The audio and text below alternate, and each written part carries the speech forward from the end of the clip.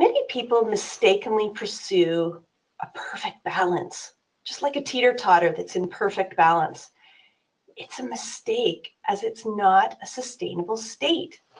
What is sustainable is striving for a sine wave where we can have peaks and valleys in our work and our lives.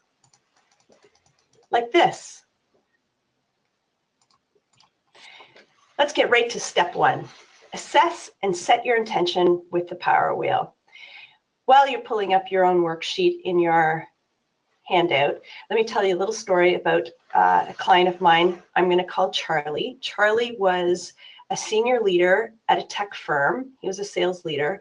And when I met him, he'd lost control of his calendar and he'd become the chief problem solver.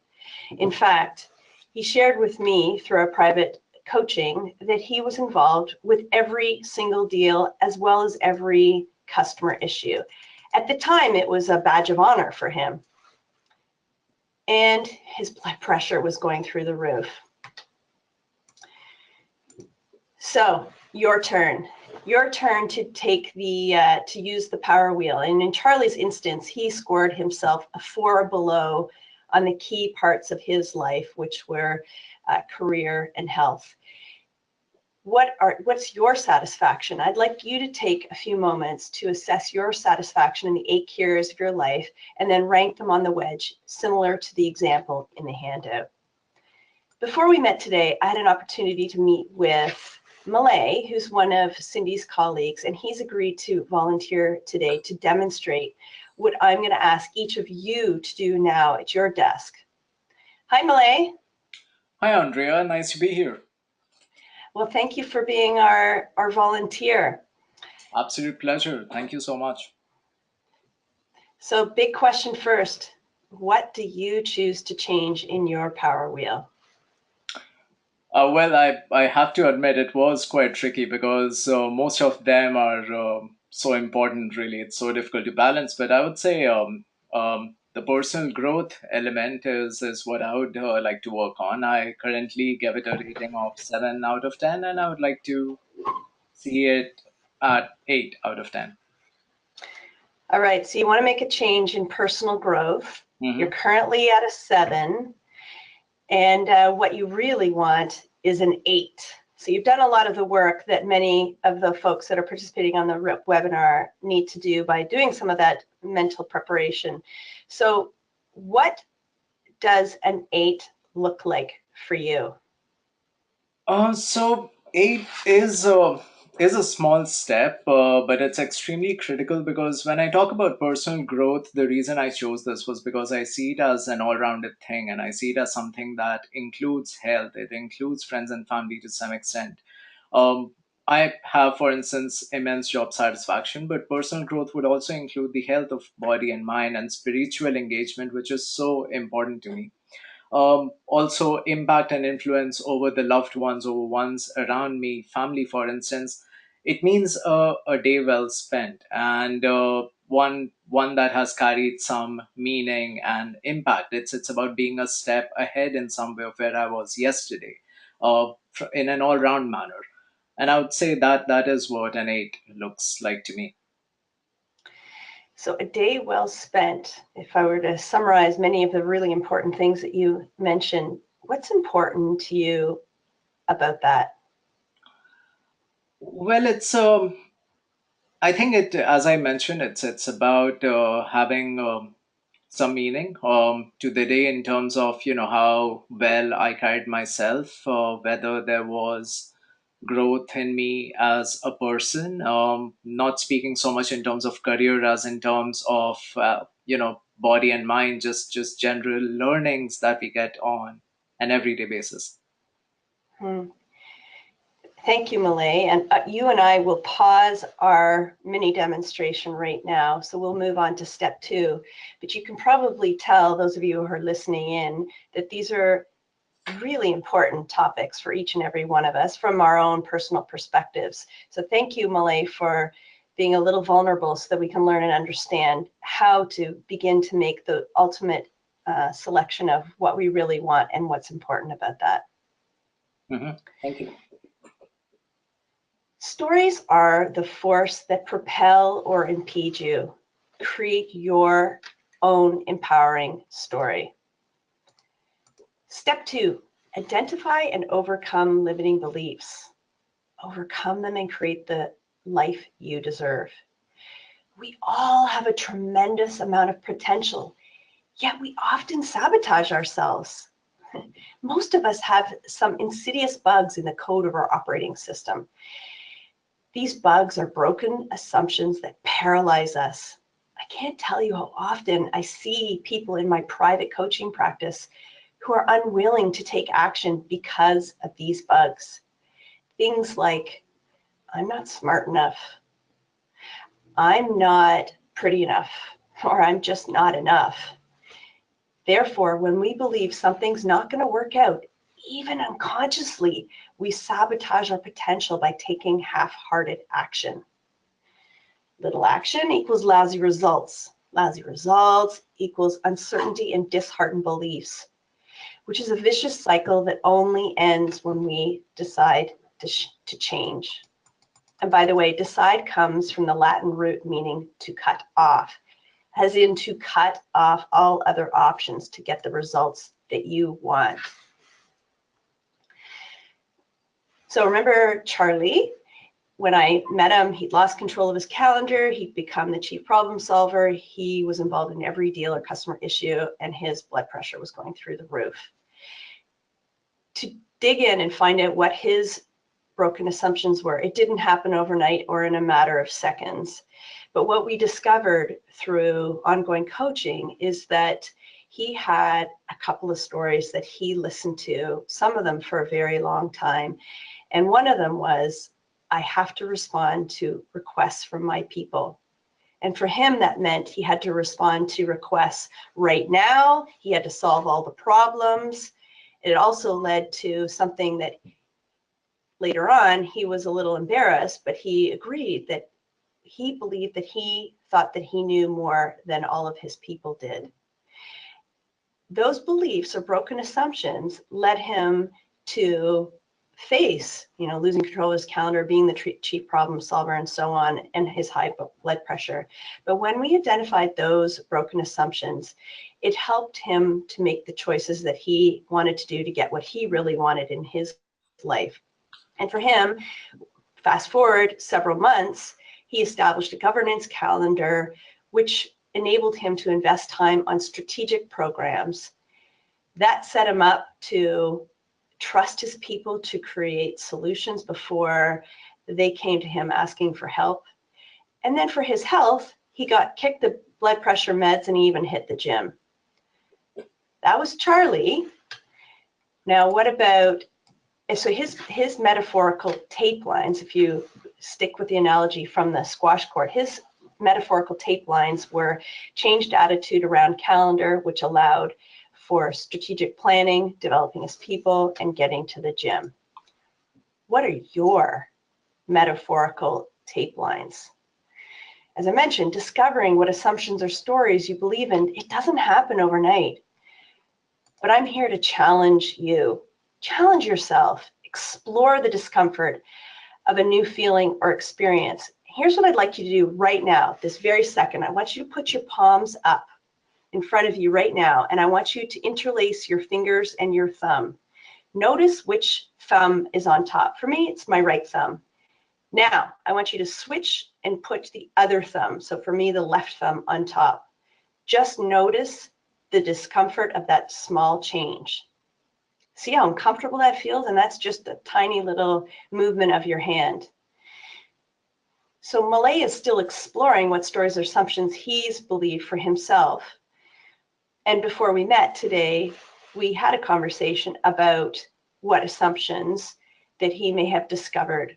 So Malay, I'll invite you to share what you may have discovered about assumptions or stories that you were believing up to now. Thanks, Andrea. I have to admit, and a heads up for everyone listening, and it was an incredibly difficult process. It's not easy to come up with the assumptions one has, but couple of them that I did come across. One of them was that there's a difference between putting the best effort and putting the most balanced effort. Our focus on putting our best effort and getting results all the time ends up often making things skewed towards one aspect of life at the cost of all the others. I mentioned health a while back, and that is a classic example. Finding time to go to the gym, as Charlie did, I suppose that's true for me as well, or more in terms of yoga or meditation, for example. That was one assumption. The other assumption was getting results or having an impact by becoming more and more capable or earning enough is generally not always true. Most of the influence we have on people is with little everyday things. And it reminds me of a series I was watching, The Story of Us, with Morgan Freeman last night. And he mentioned how Americans spent millions of hours last year trying to take care of the homeless people. And still, at the end of the day, the homeless problem is right where it was. And he wondered if something else could be done to solve it. He took us to London, where he introduced us to a barber who had found a very unique way of helping the people. He would go to the homeless people and he would give them haircuts. The question being, what difference could it make? Well, he showed it right there in front of us. This poor man, really old, with unkempt beard, who was on the streets. That man was asked what love is to him, and that man said simply a person saying good morning to him every day used to make his day. He sat through a haircut, and at the end of the process, when he was shown his own image in a mirror, he burst into tears because looking at his completely clean, fashioned self felt so empowering to him. He burst into tears, thanked the two men, got up, and went out declaring that he was going to look for a job. And I believe that that is something that holds very true. That's startling and revealing in at the same time for me as well. And that's the other assumption that I need to get away from and start focusing on. Does that answer your question, Andrea? Well, you tell us. So tell us again, what is the assumptions that you had believed that supported that got you to a 7 out of 10 in personal growth? So what is just summarize for us what the stories or assumptions that you've believed up to now? The first assumption being that, as I mentioned, putting the best effort, getting results, and that's all really that matters. Which often means that we end up, spending hours and hours without looking after our health, after our body and mind, which is so important to make us efficient people, efficient professionals. The other assumption, as I mentioned, being that our task is to become more and more skilled, more and more capable, and earn enough, and all of that together has is enough to take care of our family, of those around us. That's so not true for me. A big requirement, a big sense of satisfaction in me comes from helping people around us. That is what led me to start writing stories when I became an author, and those little things should not be discounted. I'm curious, in the way that I challenged everyone to just make that small shift with the way that they clasp their hands in front of them. When you discovered these assumptions, was there a little discomfort for you? I'm curious to know what you noticed about noticing those assumptions.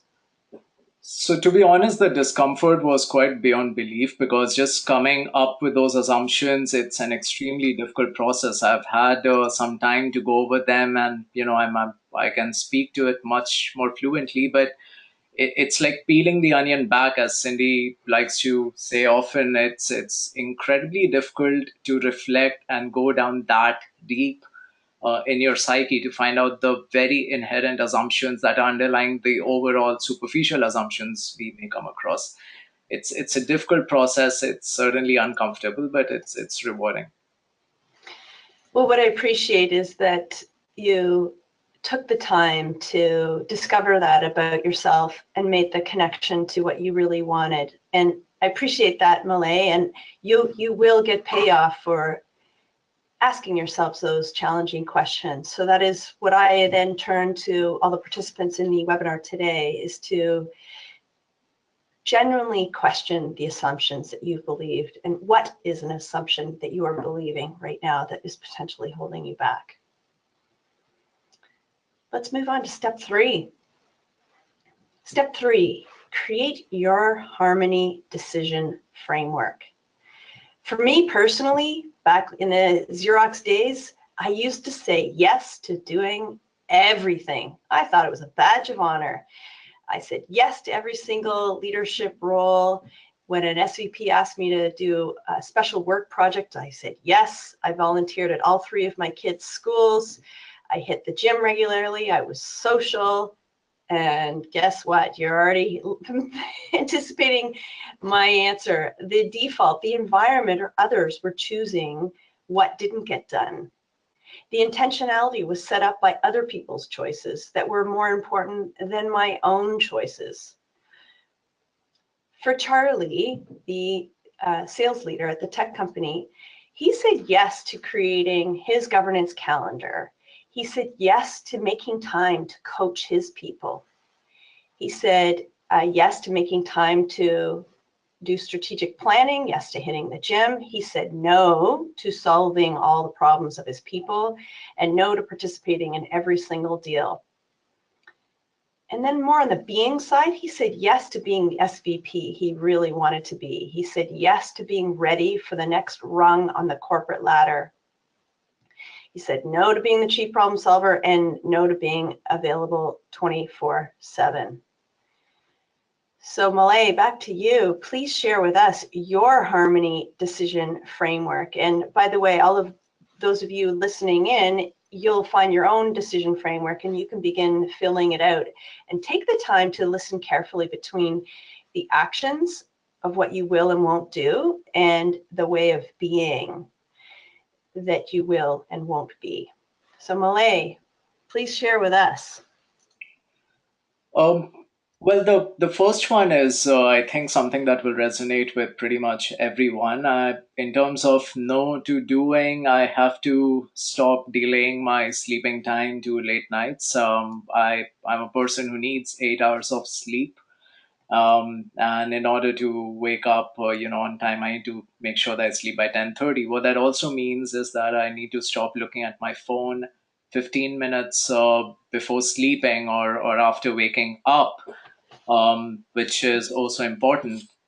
Correspondingly, I would say yes to doing yoga and meditation, half an hour in the morning, something I do but not too regularly. And yes to leaving my phone away, probably downstairs if required, just to make sure that I don't feel inclined to check my phone during sleeping hours. I would also like to say no to ignoring my blog. I remember in one of my interviews, I was asked if why I chose writing, and I had mentioned it's because long after we all gone, there may be someone having a torrid day who gets influenced and inspired by one of my stories. That's why I write. So to ignore my blog, it's something that I have to stop doing. In return, I would say yes to spending some time, possibly 3 4 hours in the afternoon on a Saturday, at least once every 2 weeks, on continuing my blogs, continuing my blogging. In terms of being, I would say no to stop being a feather in the wind, if I can put it accurately. And what I mean by that is, it's one thing to go with the flow, which is a wonderful thing to do, but it's quite a different one to go with the flow in a directionless way. That's what a feather is. So I would say no to being that. I would say yes to being a mountain. It's the reason being that mountain metaphorically signifies the calm and stability that withstands any weather condition that falls upon it. It's something that has inspired me all through my life, and whether it's in the face of clouds or breeze, to say yes to being one, it's, I think, something that is extremely crucial and extremely valuable. So yeah. So just to let everyone listening know, this didn't, to figure out all the yes and no being and actions for Malay did not happen instantaneously. The metaphors that he's used, such as the feather and the mountain, were very powerful metaphors that came to him to encompass and include all the complex aspects of what Malay really wanted, and it gave him clarity. So allow yourself to use a metaphor. They're very powerful. I mean, the picture's worth 1,000 words. So allow yourself to use a metaphor. You're the only one that needs to understand what it means and connect it right back to what it is that you really want. So for Malay, that was an 8 in personal growth. For you, it will be unique. So I know that that's what it'll say yes and no to being and doing for you, Malay. Let's move on to the fourth, and maybe for some will consider this the most important step. Step 4, commitment and accountability. The what by when. So up to now, you've created some choices and set a strategy. But until you create your own commitment and accountability, you're merely outlining preferences. Take the time to complete the worksheet. Then share it with a partner, a loved one, and find an accountability buddy to share it with, and find a place to record your intention. You made an investment today to arrive at this decision. Go get your withdrawal of that investment to make that change, to get your life in harmony with work. So Malay, you've now got a whole bunch of accountability buddies. So please tell us your what by when. All right, and then I hope I'd be reminded reminded by all my accountability buddies from time to time. I would say, as I mentioned, I would like to achieve a personal growth rating of 8. Timeline, I would like to say December 31st, but given that I'm talking about blogging every 2 weeks, and right now Cindy and I are working on a book on the future of AI. I would set a deadline more like maybe March 31st, 2018. Also because it's just as important to sustain those habits of um, doing yoga and meditating early in the morning, and blogging once every 2 weeks. So I would say, yeah, that's my version of being a calm and stable, impactful mountain, and that's what I wish to achieve. Well done. Thank you for being vulnerable and sharing that with us, Malay. I really appreciate that. And since I've now heard you consistently tell me what you really want, I'm confident you're going to get it. And I'll leave you with a final question for you personally. What's a stretch?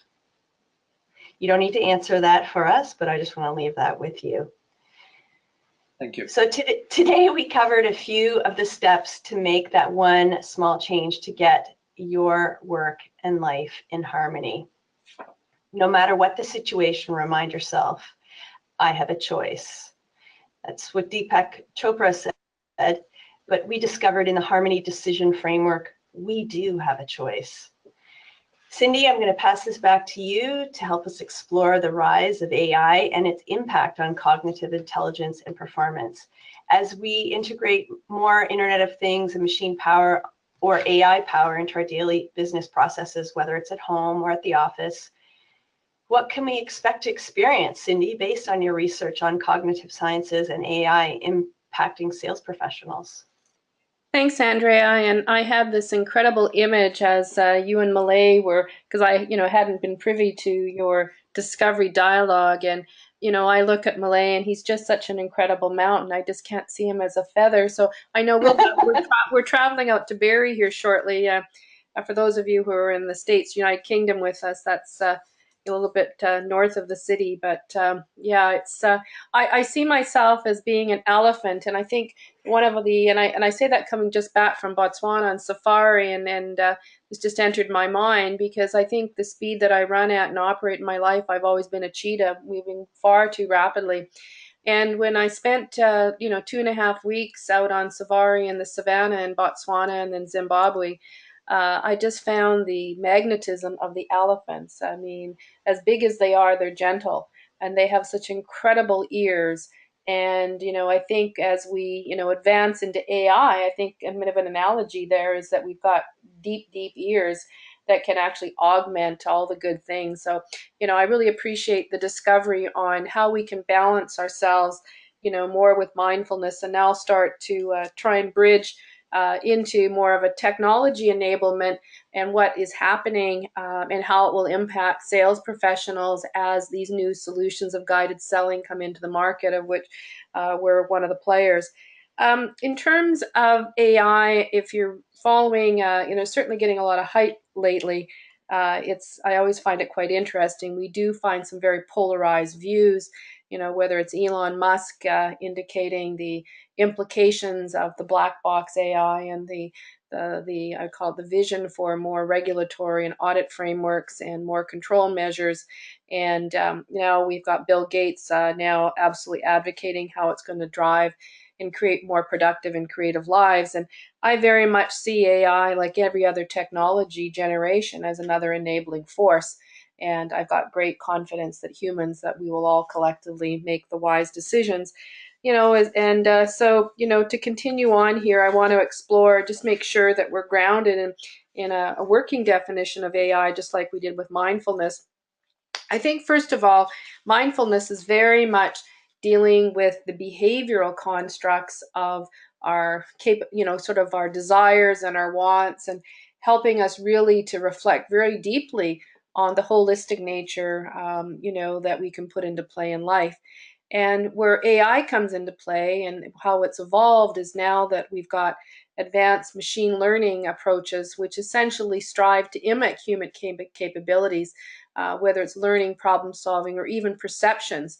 We've got robots now that will watch and monitor your body language and know whether you are happy or sad. I was reading a research report on disabilities of the aging, and I was inspired to see these beautiful new robots that were cats and dogs that had a vocabulary, and they were in disability homes and in nursing homes, and how they were actually improving cognitive thinking, with people with dementia in particular, because everybody wants to be loved, everybody needs to be inspired.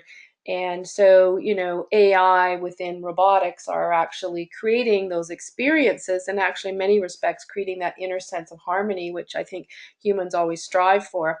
I think AI is incredible at helping us see the forest through the trees and to do complex pattern matching, especially in large volumes of data. I now am 100% convinced that AI can help sales professionals. When I incorporated this company in 2012, and we started to do our patent filing, etc., I really wasn't 100% sure whether AI could predict future outcomes reliably and guide people in real time. And now that we're well underway and working with some of the largest data sets in the world, I 100% am excited to let everybody know you're ready if you've got sufficient volume of data and that you've got some good disciplines in utilizing your CRM and infrastructures. Not everybody's ready for it, but I can assure you that many companies are. I'm going to share a little case here in terms of kind of a blend of mindfulness and AI adoption. Dinesh Kandashandra, at the time, was the Senior VP of Sales at Macadamia and Technologies. He subsequently moved on to be CEO of a really exciting company, but he always had the vision that we could improve our productivity in sales if we just paused.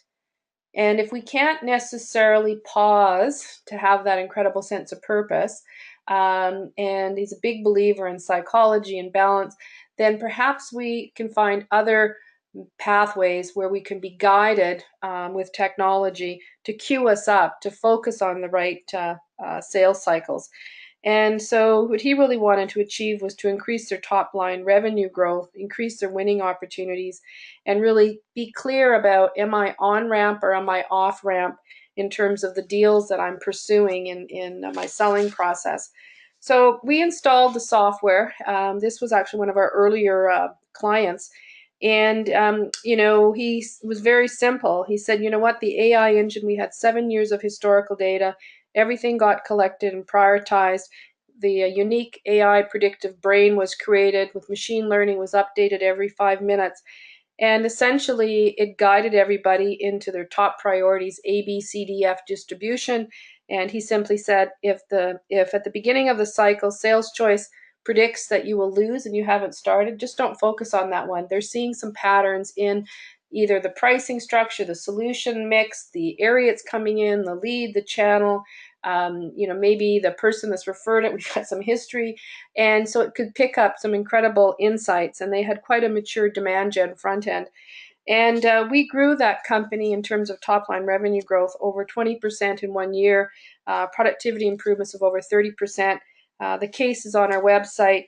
He's subsequently joined us as a board advisor, so he's a wonderful Pied Piper to have within us. And, he said, why can't we embrace AI now?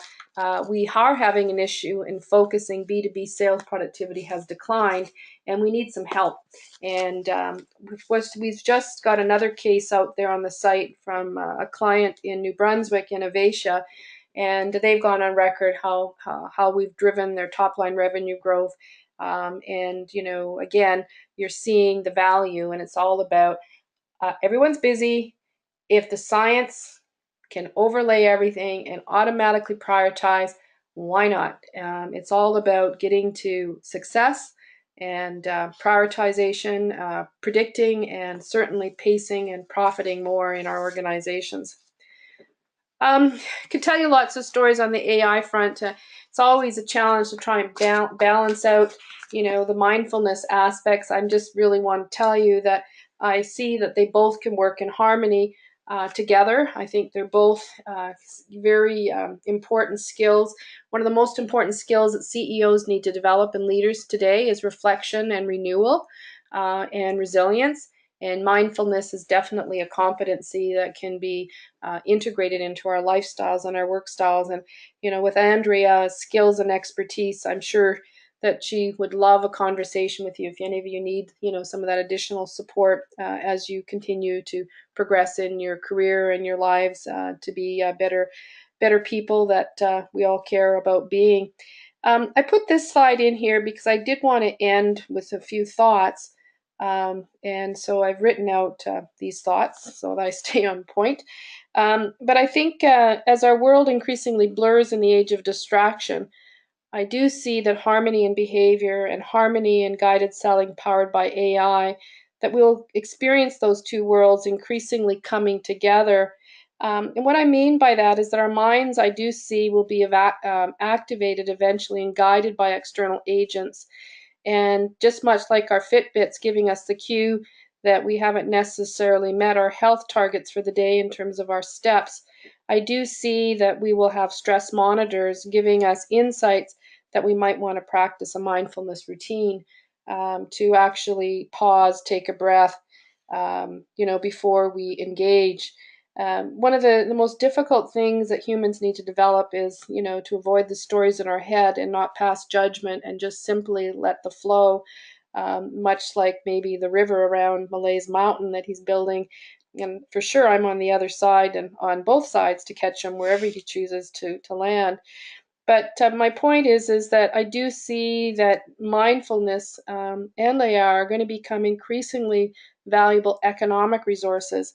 And I do think that we'll eventually see mindfulness as one of the, I'd call it cultural competencies, as a global health indicator. But as the world evolves, I do see AI becoming a new skin. And I chose those words carefully. It's actually a good input for our book there, Malay.